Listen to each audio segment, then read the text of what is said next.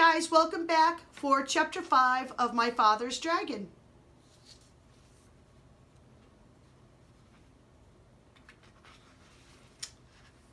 My father meets some tigers.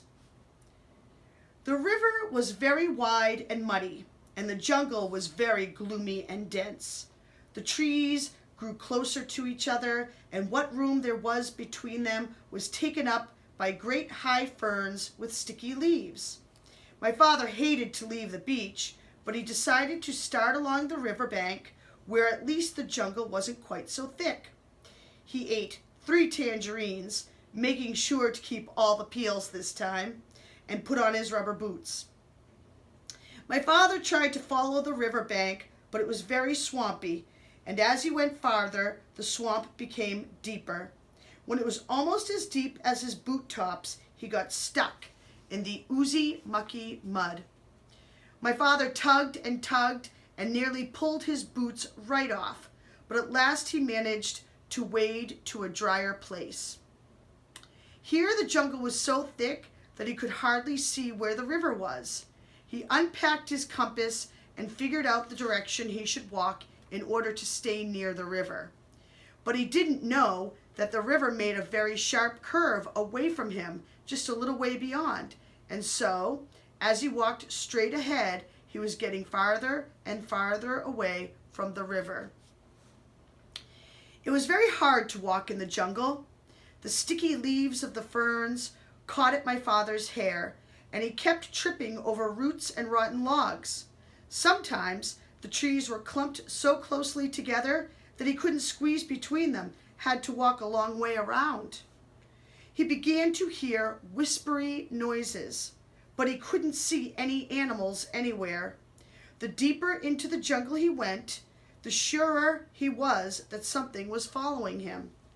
And then he thought he heard whispery noises on both sides of him as well as behind.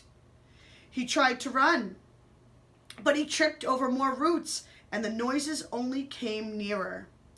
Once or twice he thought he heard something laughing at him. At last, he came out into a clearing and ran right into the middle of it so that he could see anything that might try to attack him. Was he surprised when he looked and saw 14 green eyes coming out of the jungle all around the clearing. And when the green eyes turned into 7 tigers. The tigers walked around him in a big circle, looking hungrier all the time. And then they sat down and began to talk. "I suppose you thought we didn't know you were trespassing in our jungle." Then the next tiger spoke. "I suppose you're going to say you didn't know it was our jungle." "Did you know that not one explorer has ever left this island alive?" said the third tiger. My father thought of the cat and knew that this wasn't true, but of course he had too much sense to say so. One doesn't contradict a hungry tiger. The tigers went on talking in turn. "You're our first little boy, you know. I'm curious to know if you're especially tender. Maybe you think we have regular meal times, but we don't. We just eat whenever we're feeling hungry," said the 5th tiger.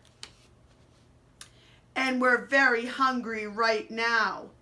In fact, I can hardly wait," said the 6th. "I can't wait," said the 7th tiger. And then all the tigers said together in a loud roar, "Let's begin right now." And they moved in closer. My father looked at those 7 hungry tigers, and then he had an idea. He quickly opened his knapsack and took out the chewing gum.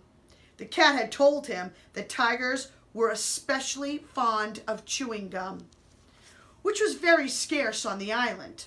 So he threw them each a piece, but they only growled.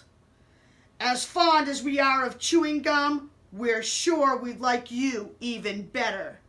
And they moved so close that he could feel them breathing on his face.